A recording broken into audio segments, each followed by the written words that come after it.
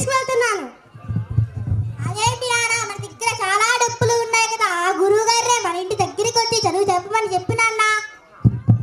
తప్పు రాము, నువ్వు గుడికి వెళ్ళాలనుకోవాలి కానీ గుడి మన దగ్గరికి రావాలనుకోకూడదు. అదేవిధంగా గుడి బడి రెండు ఒకటే.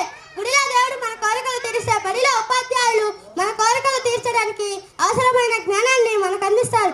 అందుకే గురువు దేవో భవ అన్నారు. నువ్వెంత గురువుని గౌరవిస్తే నీకంత సంస్కారం ఉన్నతి లభిస్తుంది.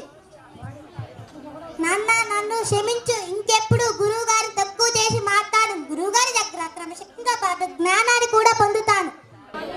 చిరంజీవి బాగా చదువుకొని విద్యా బుద్ధులతో పాటు ఉన్నతమైన వ్యక్తిగా ఎదగాలని ఆశిస్తున్నాను.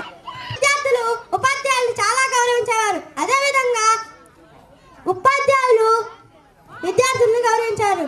మారిన కాలంతో పాటు సమాజంలో చాలా మార్పులు వచ్చాయి. టెక్నాలజీ కూడా పెరిగింది.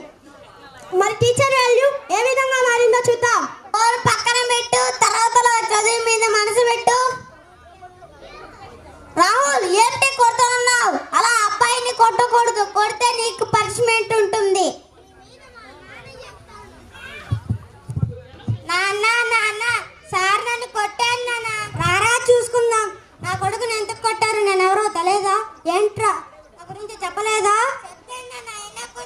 నా కొడుకుకు చదవాలనిపిస్తేనే చదువుతాడు, లేకపోతే లేదు. నీకెందుకు? నా కొడుకుని నేనే కొట్టను, తిట్టను, నీకేం హక్కు? ఎక్కువ మాట్లాడితే ఈ స్కూల్నే లేకుండా చేస్తా.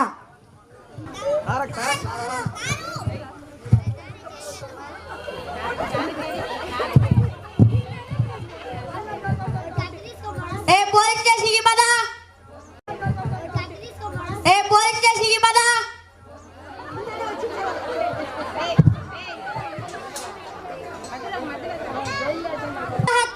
తప్పు చేసావు.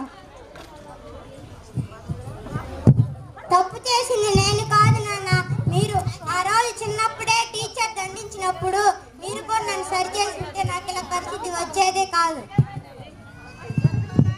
అవును, కరెక్ట్గా చెప్పారు. అవును, చిన్నప్పుడే పిల్లల ప్రవర్తనని తల్లిదండ్రులుగా మీరు మరియు ఉపాధ్యాయులు సరి చేయకపోతే పెద్దయిన తర్వాత సమాజం